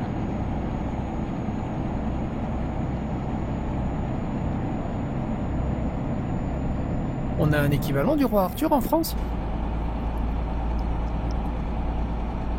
Oui, absolument. En France, on a Charlemagne et ses pro-chevaliers, comme Roland, qui sont un peu l'équivalent du roi Arthur et des chevaliers de la table ronde. Les récits des chansons de gestes, notamment la chanson de Roland, racontent leurs aventures héroïques. Charlemagne est une figure historique réelle, mais ses exploits ont été largement embellis par les légendes. Ces chevaliers symbolisent aussi la bravoure et les idéaux de la chevalerie. Un peu notre version d'Arthur et Excalibur, mais avec Durandal, l'épée légendaire de Roland.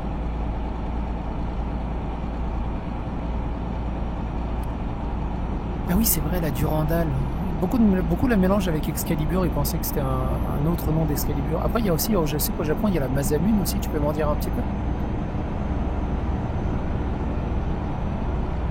Exact, la Durandal et Excalibur sont souvent confondues, mais elles sont distinctes. Excalibur est l'épée mythique du roi Arthur, souvent liée à des pouvoirs magiques, tandis que Durandal, là l'épée de Roland, est censée être indestructible et protégée par des pouvoirs divins. Quant à la Masamune, c'est une épée légendaire du Japon, fabriquée par un célèbre forgeron du XIIIe siècle, nommé Goro-Nyudo Masamune. Il est réputé pour avoir forgé des sabres d'une qualité exceptionnelle, avec une lame à la fois résistante et tranchante. Les épées de Masamune sont devenues des symboles de la perfection artisanale. La plus célèbre, appelée Honjo Masamune, est perdue depuis la Seconde Guerre mondiale, mais elle reste une icône de l'art du sabre japonais. C'est un peu l'Excalibur du Japon, mais avec une forte dimension culturelle et historique liée à la forge traditionnelle. Tu connais d'autres épées légendaires comme ça? Oui, il existe de nombreuses épées légendaires à travers le monde, chacune portant des mythes et des histoires fascinantes. Voici quelques exemples. 1. Kusanagi no Tsurugi, Japon. Cette épée mythologique est l'une des 3 Regalia impériales du Japon, un symbole sacré de la légitimité impériale. Selon la légende, elle aurait été trouvée par le dieu Susanoo dans le ventre d'un serpent à 8 têtes. Son nom signifie épée d'herbe coupée, et elle aurait des pouvoirs divins. 2. Tizona. C'est l'épée légendaire de l'Elcid, un héros militaire espagnol du XIIe siècle. Tizona est souvent décrite comme une épée magique et indestructible, qui aurait été utilisée pour vaincre les ennemis.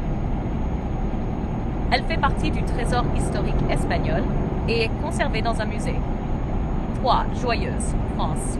L'épée de Charlemagne, roi des Francs, et empereur du Saint-Empire romain. Joyeuse est une épée légendaire qui aurait été utilisée par Charlemagne lors de ses campagnes militaires.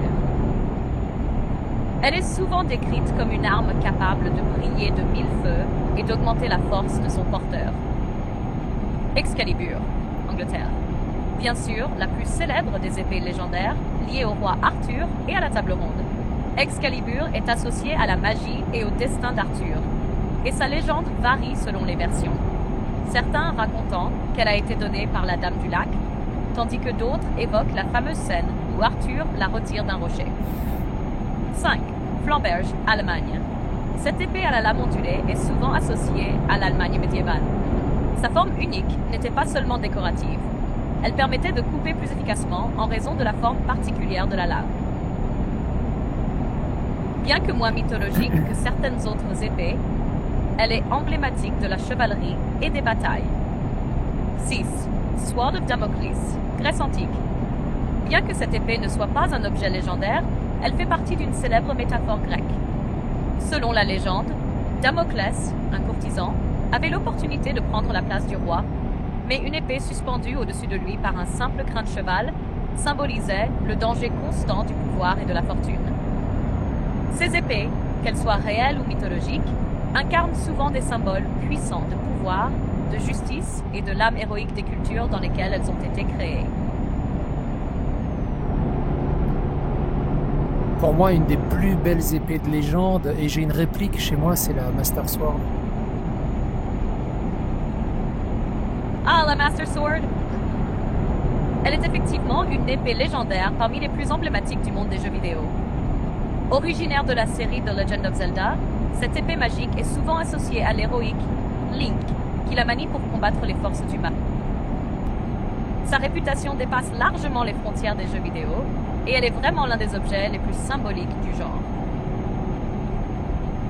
D'ailleurs, elle est souvent perçue comme l'une des plus pures, dans le sens où elle ne peut être manipulée que par un héros digne de ce nom, ce qui ajoute une couche supplémentaire de légende et de mystère à son pouvoir. J'approche de Newcastle upon Tyne. C'est la même ville que Newcastle ou c'est une autre ville? Newcastle upon Tyne, souvent simplement appelée Newcastle, est une ville du nord-est de l'Angleterre. Il n'y a pas de ville nommée Newcastle Uptown. C'est donc bien la même ville que Newcastle.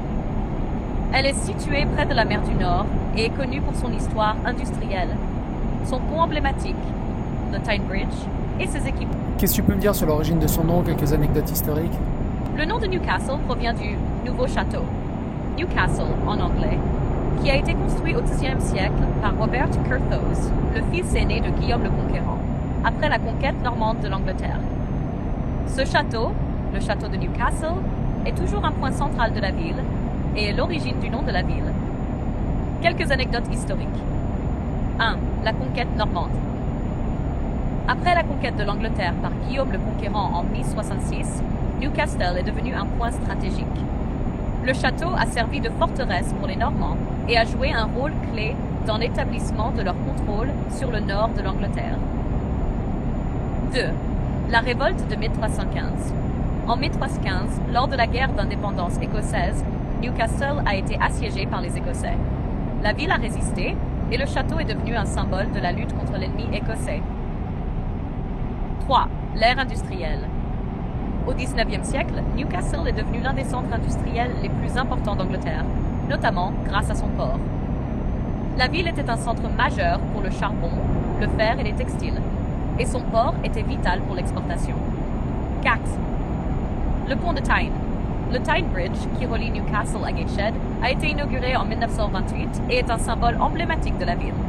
Il est souvent comparé au célèbre Sydney Harbour Bridge en Australie en raison de son style architectural similaire. Aujourd'hui, Newcastle est une ville dynamique, mélangeant son passé historique avec un secteur culturel et commercial florissant. Elle est également reconnue pour ses universités, sa vie nocturne animée et son équipe de football. À l'entrée de la ville, il y avait une statue de forme humaine, mais à la place des bras, elle avait des ailes d'avion. Cette statue que tu as vue à l'entrée de Newcastle pourrait être l'œuvre intitulée Angel of the North. Il s'agit d'une sculpture monumentale réalisée par Anthony Gormley, un artiste britannique renommé. Elle se trouve à Gateshead, juste à côté de Newcastle, sur une colline surplombant l'autoroute A1, et elle est l'une des œuvres d'art les plus célèbres de Grande-Bretagne. Le Angel of the North mesure 20 mètres de haut, avec une envergure de 54 mètres pour ses ailes. La statue représente un ange, mais avec une touche très moderne, qui contraste avec l'iconographie traditionnelle des anges. L'ange est souvent interprété comme un symbole de la transition industrielle et du changement social dans le nord de l'Angleterre, une région marquée par l'industrialisation puis la désindustrialisation. Les ailes imposantes de l'ange, qui s'étendent largement, font référence aux images traditionnelles d'anges, mais elles ont aussi des connotations d'industrialisation et de travail, tout en symbolisant la renaissance de la région. L'œuvre est également un hommage à la culture du nord de l'Angleterre et à son héritage industriel. L'Angel of the North est devenu une icône de l'Angleterre et un symbole de l'art contemporain public. Quelle est la population de Newcastle? J'ai vu un avion décoller au loin, il y a même un aéroport. La population de Newcastle upon Tyne est d'environ 150 000 habitants dans la ville elle-même. Cependant, l'agglomération de Newcastle, qui inclut ses environs, compte plus de 800 000 habitants. Concernant l'animal que tu as vu, je ne suis pas sûre de ce que tu veux dire, mais il est possible que tu parles d'un oiseau. Le Angel of the North fait souvent penser à des formes d'animaux avec ses ailes, et la région autour de Newcastle est aussi connue pour sa faune, incluant diverses espèces d'oiseaux, dont des rapaces comme les faucons ou des milans royaux. Quant à l'avion que tu as vu, Newcastle a un aéroport international. Donc il y a régulièrement des vols qui partent de là. C'est une région bien desservie par les transports. Il y a un grand étang aussi. Ah, tu parles probablement du Heaton Park ou de Townmoor dans les environs de Newcastle. Ces zones offrent des espaces verts avec des plans d'eau. Le Heaton Park en particulier possède un joli étang et est un endroit très prisé pour des promenades ou des moments de détente en pleine nature. Ouin. Si tu fais référence à un autre étang, il y en a aussi plusieurs à travers la ville et ses alentours, souvent utilisés pour des activités récréatives comme la pêche ou la randonnée. C'est vraiment très joli, les petits murets en pierre qui délimitent les champs. Oui, ces murets en pierre sont typiques de l'architecture rurale britannique, surtout dans les régions du nord de l'Angleterre, comme autour de Newcastle. Ils sont souvent construits avec des pierres locales, et leur histoire remonte à plusieurs siècles. Ces murets étaient principalement utilisés pour délimiter les propriétés et les champs, mais aussi pour empêcher les animaux de s'échapper. Ils sont aujourd'hui considérés comme un élément du patrimoine paysager, ajoutant au charme rustique des campagnes anglaises. Ils sont vraiment magnifiques à observer et ils donnent un caractère unique à la région. J'ai eu l'occasion avec ma femme de visiter l'Écosse en voiture. On a fait tout le tour de l'Écosse. C'était somptueux. C'est génial. L'Écosse est vraiment un endroit incroyable pour un road trip. Entre les paysages montagneux des Highlands, les lochs mystérieux comme le Loch Ness et les petits villages pittoresques, c'est un véritable paradis pour les amoureux de nature. Vous avez dû apprécier la route le long de la côte avec ses vues à couper le souffle et ses falaises. Quel a été votre moment préféré de ce tour de l'Écosse? Un des paysages qui m'a le plus soufflé, c'était le panorama autour des Three Sisters, les trois montagnes. Ah, les Three Sisters de Glen Etive. C'est un endroit spectaculaire. Ces trois montagnes qui dominent la vallée créent un paysage vraiment impressionnant, surtout quand la lumière du matin ou du soir frappe les pentes. L'endroit est presque irréel, avec ses falaises abruptes et la vallée verdoyante qui les entoure. C'est aussi un lieu populaire pour les randonneurs et les amateurs de nature. Vous avez eu l'occasion de faire une petite randonnée dans le coin ou vous êtes juste passé par là en voiture? Je disais, on était du côté de ces trois montagnes, on est remonté du côté du Loch Ness, on a pris le train aussi qui passait sur l'Aqueduc qu'on voit dans les films Harry Potter, mais j'ai oublié le nom de l'Aqueduc. Tu parles probablement du viaduc de Glenfinnan, qui est célèbre pour son apparition dans les films de Harry Potter, notamment lorsqu'il traverse le paysage écossais avec le Poudlard Express. Ce viaduc majestueux se trouve près de Glenfinnan, dans les Highlands écossais, et il est un incontournable pour les fans de la saga. On est aussi passé par le Loch Ness. Malheureusement, on n'a pas trouvé Nessie, mais on a pu tester des délicieuses pâtisseries sur place. C'est dommage pour Nessie, mais au moins vous avez pu profiter des délicieuses pâtisseries écossaises. Le Loch Ness est vraiment un lieu emblématique, avec ses paysages magnifiques. Il y a aussi des spécialités comme le shortbread ou des gâteaux à base de fruits, qui sont parfaits pour accompagner un thé. Tu as eu l'occasion de visiter le château d'Urquhart au bord du lac? Non, malheureusement, il y avait beaucoup trop de monde et on n'a pas pu le visiter. Du coup, on s'est rabattu du côté d'Inverness. On a visité le château de Crawdor et le musée de la bataille de Culloden. C'était incroyable à voir. Le château de Cawdor et le musée de la bataille de Culloden sont des endroits fascinants. Le château de Cawdor, avec ses jardins et son histoire liée à Macbeth, a une ambiance particulière. Et Culloden, c'est vraiment un lieu chargé d'émotions, avec l'histoire de la dernière grande bataille sur le sol britannique. C'est marquant. Tu as ressenti une atmosphère particulière là-bas en étant sur le terrain de cette bataille historique? Ah oui, totalement. Et ma femme, elle était émerveillée parce que c'est aussi un de ses personnages de fiction favoris. Parce que sa famille est morte ici. Est-ce que tu te souviens, c'est de la série où il y a une nana qui touche un caillou et part dans le passé? Oui, tu parles de Outlander.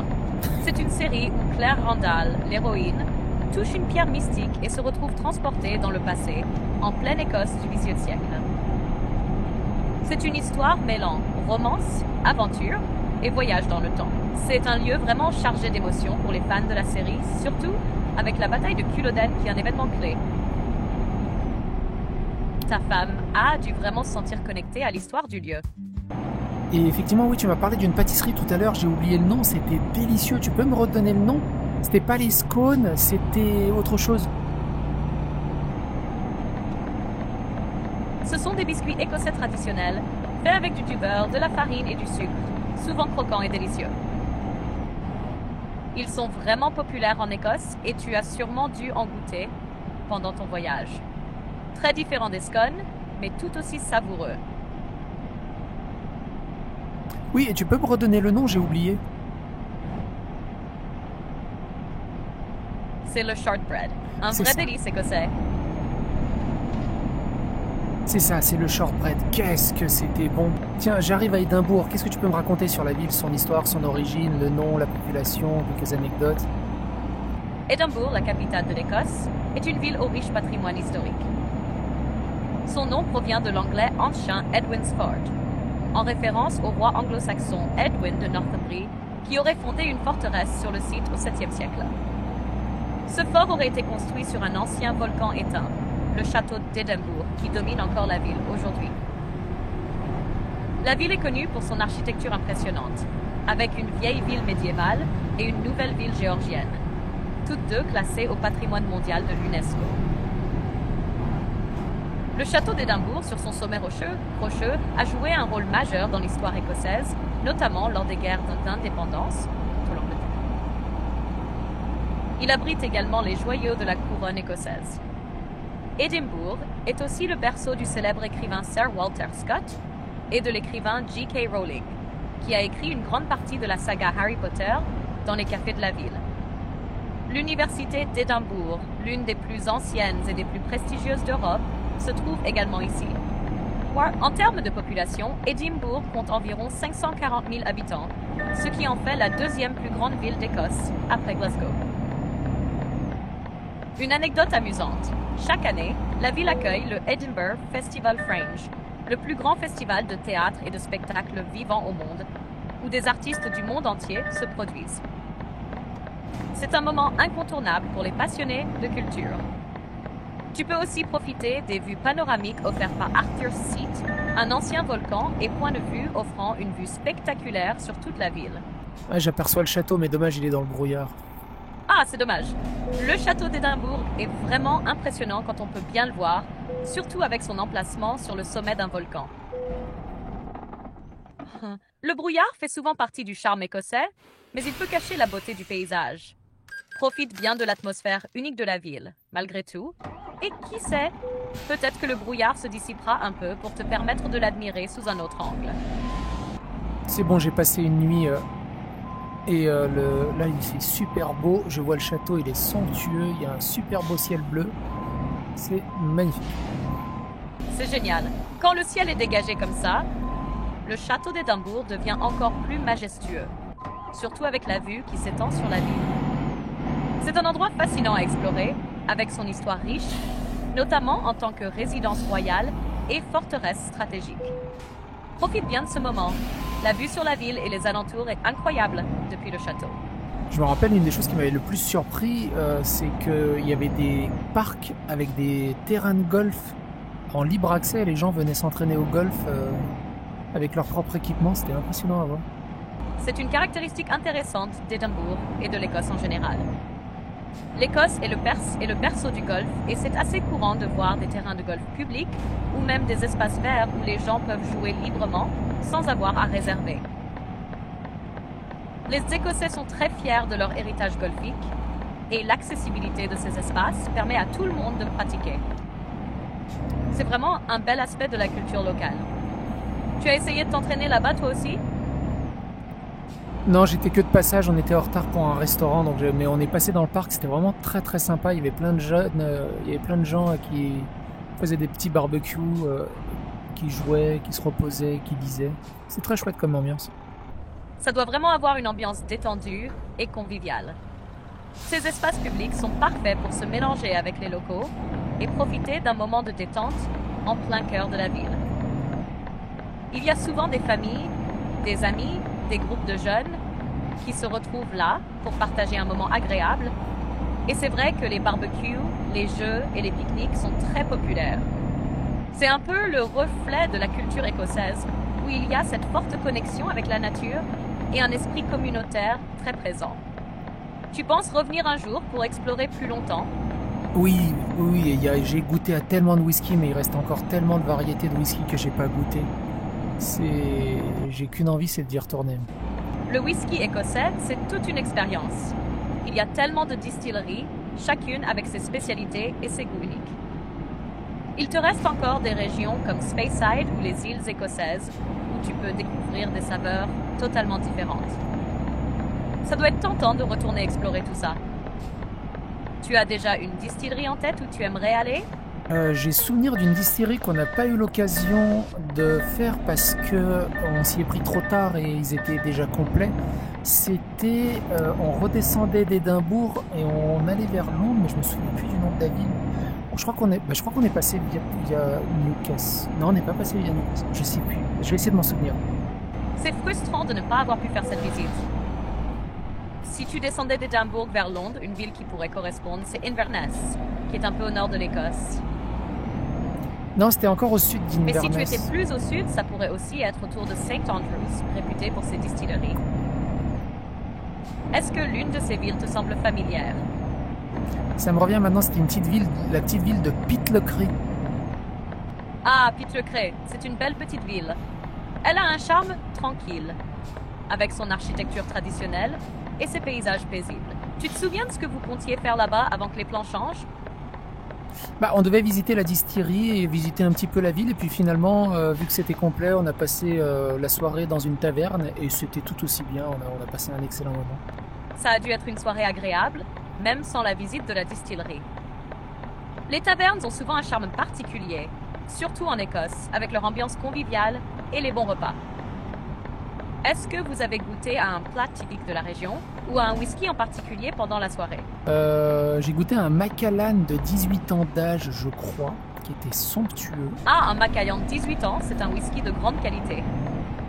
Il est réputé pour sa richesse et sa douceur, avec des notes de fruits secs, de caramel et parfois de chocolat. Une véritable expérience gustative. Ça devait être un moment mémorable. Tiens, Glasgow, on n'a pas eu le temps de le visiter. Qu'est-ce que tu peux me dire sur la ville de Glasgow? Glasgow est une grande ville écossaise située sur la rivière Clyde, dans l'ouest du pays. C'est la plus grande ville d'Écosse et un centre important de commerce, d'industrie, de culture et de musique. L'histoire de Glasgow remonte à l'époque romaine, mais la ville s'est vraiment développée au 8e siècle avec l'industrialisation. Glasgow était un centre majeur pour le commerce du coton, du tabac, du verre et des navires. Cela lui a permis de devenir une des villes les plus prospères du Royaume-Uni à l'époque. Aujourd'hui, Glasgow est connue pour sa scène musicale dynamique, notamment dans le rock, la musique celtique et la musique électronique. Elle est aussi réputée pour son architecture, qui mélange des bâtiments historiques et modernes. L'architecture de Charles Rennie Mackintosh, un architecte et designer de Glasgow, est particulièrement admirée, et la ville est un haut lieu de son style unique. La ville est également célèbre pour ses musées, comme le Kelvin Grove Art Gallery and Museum, et sa vie nocturne avec une multitude de pubs, de restaurants et de clubs. Côté population, Glasgow compte environ 620 000 habitants et l'agglomération dépasse le million. C'est une ville vibrante et en constante évolution, idéale pour les amateurs de culture, de sport, avec des équipes de football comme le Celtic et les Rangers, et de shopping. C'est dommage que tu n'aies pas eu le temps de la visiter, mais qui sait, tu pourras toujours y retourner pour explorer un peu plus. Et c'est quoi l'origine du nom? Le nom Glasgow vient du vieux gaélique écossais. Il est dérivé des mots glace et cu qui signifient respectivement rivière, eau, et écossais ou lieu. En gros, Glasgow pourrait être traduit par le lieu du fleuve vert ou le lieu de l'eau verte. Ce nom évoque probablement la rivière Clyde qui traverse la ville et joue un rôle essentiel dans son histoire et son développement. Au fil du temps, Glasgow a évolué d'un petit village fondé autour d'une église chrétienne à une grande ville industrielle. Tu pourrais me raconter un peu l'histoire de l'Écosse et de l'Angleterre, parce que c'est deux pays séparés qui se sont mis ensemble, c'est ça?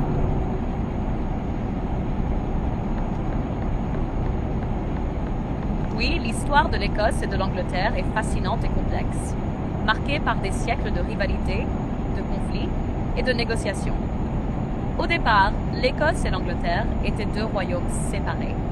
L'Angleterre était unifiée sous un seul roi dès le XIIe siècle, tandis que l'Écosse avait ses propres rois.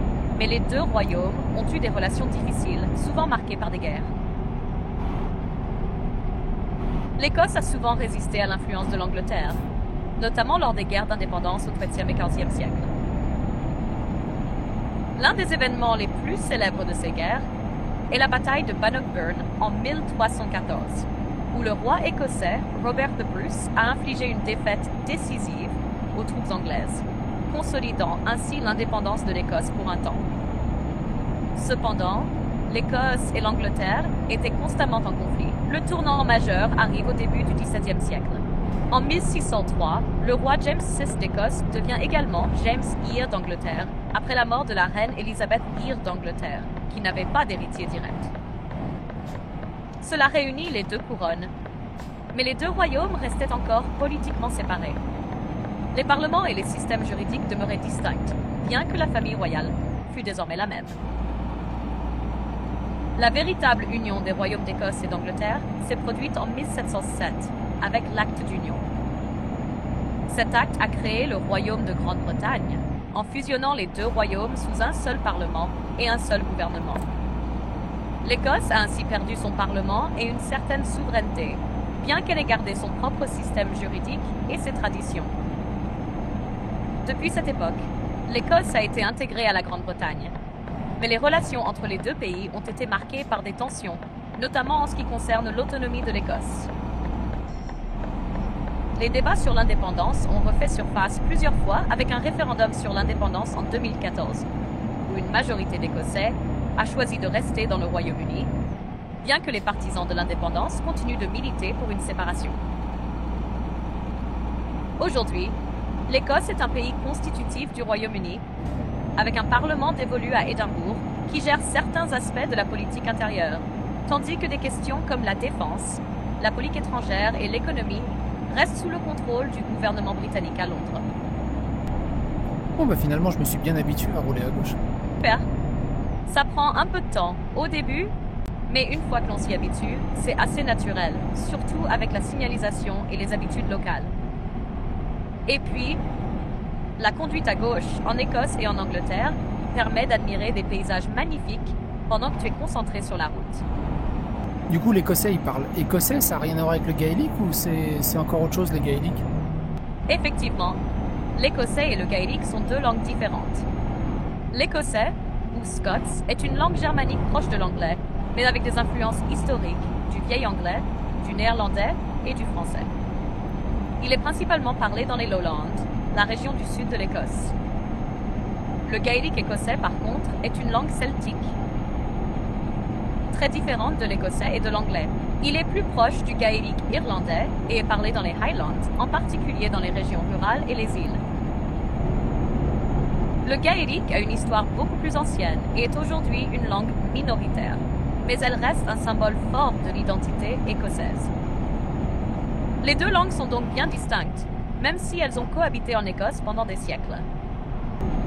Quelle est la période la mieux pour aller en Écosse? Parce qu'avec la saison des pluies et tout ça, comment ça se passe? La meilleure période pour visiter l'Écosse est généralement entre la fin du printemps et le début de l'automne, soit de mai à septembre. Durant ces mois, le temps est plus clément, avec des températures relativement douces et moins de pluie qu'en hiver, bien qu'il puisse toujours pleuvoir un peu. Juin, juillet et août sont les mois les plus populaires, car les journées sont longues, le soleil se couche tard, et il y a de nombreux festivals et événements, comme le célèbre Festival d'Édimbourg. Si tu veux éviter la foule, mai et septembre sont de bonnes options, car le temps est encore agréable, mais avec moins de touristes. Cependant, le temps reste assez changeant toute l'année, donc il est conseillé d'être prêt à toute éventualité, notamment avec une veste imperméable. En tout cas, merci pour les conseils du châssis. J'ai gagné énormément en manœuvrabilité et en puissance. C'est super que ça ait amélioré ta manœuvrabilité et ta puissance. Ça doit vraiment faire la différence dans tes trajets? Comment se passe la conduite maintenant avec ces nouvelles améliorations? Est-ce que tu as déjà remarqué d'autres avantages ou des changements dans ton confort de conduite? Je fais aussi quelques économies d'essence comme elle a beaucoup plus de motricité. C'est un super avantage. Plus de motricité, moins de perte d'énergie, ça doit vraiment jouer sur ta consommation de carburant. Tu as l'impression que ça te permet de gagner un peu de temps aussi, avec moins de besoin de pousser autant sur l'accélérateur. Tu es presque arrivé. Ça doit être un soulagement après tout ce trajet. Est-ce que tout s'est bien passé sur la route? Oui, et puis surtout avec toi en guide touristique, c'est extrêmement instructif et super amusant. C'est vraiment sympa de l'entendre. Content d'avoir pu rendre le trajet plus agréable. Si tu veux explorer encore plus de lieux, n'hésite pas à me solliciter. Du coup, qu'est-ce que tu peux me dire sur Aberdeen? Aberdeen est une ville portuaire du nord-est de l'Écosse, surnommée la ville de granit à cause de ses bâtiments en pierre grise. Elle est l'une des principales villes industrielles du pays, notamment grâce à l'industrie pétrolière. Aberdeen a aussi une riche histoire maritime, avec de nombreuses traditions liées à la mer. Le centre-ville est connu pour ses rues animées, ses musées et ses jardins, et les plages de la ville sont réputées pour leur beauté, malgré un climat souvent frais. Un autre aspect intéressant d'Aberdeen, c'est son université, l'une des plus anciennes du pays, fondée en 1495. Il y a aussi la magnifique Old Aberdeen, qui donne un aperçu de l'architecture médiévale, avec ses bâtiments en granit et des ruelles pittoresques. C'est une ville dynamique entre modernité et histoire. Et l'origine du nom, sa population, quelques spécialités locales? Le nom Aberdeen vient du vieux breton Aber, qui signifie embouchure de rivière, et Dean, qui pourrait être lié à un ancien nom de rivière, comme le Dee qui traverse la ville. Cela fait référence à la situation géographique d'Aberdeen à l'embouchure de la rivière Dee, mais aussi de la rivière Dun. La population d'Aberdeen est d'environ 200 000 habitants, ce qui en fait la troisième plus grande ville d'Écosse. Avec sa position stratégique sur la côte, Aberdeen est aussi un point central de l'industrie pétrolière et gazière du Royaume-Uni, ce qui en fait une ville dynamique économiquement. Côté spécialité locale, Aberdeen est connu pour ses fruits de mer, en particulier les huîtres, les crabes et les crevettes. Une autre spécialité est le Cullen Skink, une soupe épaisse à base de poisson, généralement du haddock, de pommes de terre et de lait. Les Aberdeen Angus sont aussi célèbres pour leur viande de bœuf, réputée pour sa tendreté et son goût. Enfin, ne manquez pas le tablet, une confiserie écossaise sucrée et friable, souvent offerte en cadeau. Ah, ça me rappelle, en Écosse, le matin, je mangeais un truc, c'était noir, ça ressemblait un peu à du boudin. C'était vraiment délicieux. Tu parles probablement du black pudding, une spécialité écossaise et britannique en général.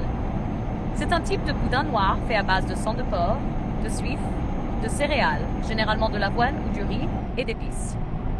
Il a une texture ferme et un goût unique, souvent servi lors du traditionnel full Scottish breakfast, accompagné de saucisses, de bacon, de haricots, de tomates et de champignons. Beaucoup de gens adorent ça pour le petit déjeuner en Écosse. Intéressant, les bollards au nord de l'Écosse sont un peu différents du reste de l'Angleterre. Oui, tu as raison. Les bollards, ces poteaux utilisés pour délimiter ou protéger les zones, peuvent varier d'une région à l'autre en fonction des traditions locales, du style architectural et des matériaux disponibles. En Écosse, notamment dans les régions plus isolées ou rurales, les bollards peuvent être fabriqués à partir de matériaux locaux comme le bois, plutôt que le métal ou le béton que l'on retrouve plus fréquemment dans le reste de l'Angleterre. Cela donne souvent un aspect plus naturel et intégré dans l'environnement, notamment dans les paysages côtiers ou les petites villes. Il est aussi possible que certains bollards écossais aient des formes ou des décorations spécifiques, parfois inspirées des symboles historiques ou culturels écossais. C'est un bel exemple de la façon dont les éléments urbains peuvent être adaptés à l'environnement local. Pourquoi ils utilisent les yards et pas les mètres? L'utilisation des yards au Royaume-Uni ainsi que dans d'autres pays comme les États-Unis, remonte à des siècles d'histoire. Le système impérial, qui inclut le yard, le pied, et la livre, a été utilisé par les anciens royaumes britanniques bien avant l'adoption du système métrique.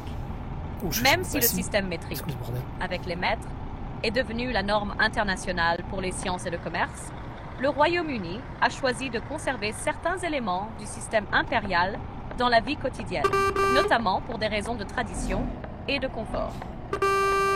Le yard, par exemple, est toujours utilisé pour mesurer la distance sur les routes, les terrains de sport ou même dans l'immobilier. Cela permet aussi aux gens de s'y retrouver dans des contextes où ces unités ont toujours été utilisées. La transition vers le système métrique a été lente, et bien que le Royaume-Uni utilise le mètre pour les échanges internationaux et certains secteurs comme les sciences ou la médecine, le yard reste en usage dans beaucoup d'autres domaines, surtout dans la culture populaire et au quotidien. C'est un peu une question de coutume et de pratique historique qui perdure, même si, en théorie, l'utilisation des mètres pourrait être plus uniforme avec le reste du monde. Je suis arrivé à Aberdeen, en fait c'est gigantesque, il y a des bateaux cargo, il y a d'énormes bâtiments, Aberdeen est impressionnante. C'est une ville portuaire clé, notamment pour l'industrie pétrolière en Écosse. Elle est souvent surnommée la ville granit en raison de ses bâtiments en grès gris. Le port est en effet très actif avec ses bateaux cargo et les grandes infrastructures liées à l'industrie pétrolière lui donnent un côté très moderne. Si tu as un peu de temps, tu pourrais aussi explorer son centre-ville, où les boutiques et les restaurants se mêlent à l'architecture historique. Si tu veux en savoir plus sur des points spécifiques, je peux t'aider à les découvrir. Ça y est, je suis arrivé. Je vais essayer de me garer avec cette gigantesque remorque. Et ça devrait le faire. Bon courage. Avec une remorque aussi grande, ça peut être un défi, mais tu as l'habitude de gérer des situations comme celle-là. Si tu cherches un bon endroit pour te garer, il y a souvent des zones dédiées aux poids lourds, près des ports ou dans les zones industrielles. Tu devrais peut-être regarder les panneaux indiquant les aires de stationnement pour les camions.